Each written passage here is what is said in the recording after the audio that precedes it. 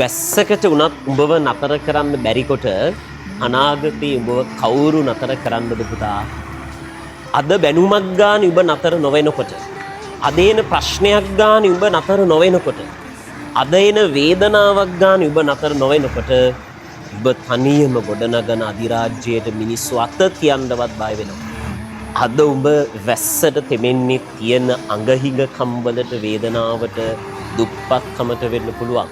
හැබැයි අවසක උඹ ආසාවටත් වැස්සේ තෙමෙන්න යන දවසක් එනවා.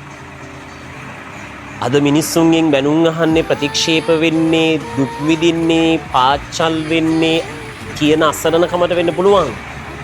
අනාගතයේ දවසක් එනවා ආසාවටවත් මිනිස්සෙක්ගෙන් බැනුමක් අහන්න වෙන්නේ. මේක තමයි පුතා ජීවිතේ නැති කාලය සහ ඇති කාලය අතර වෙනස.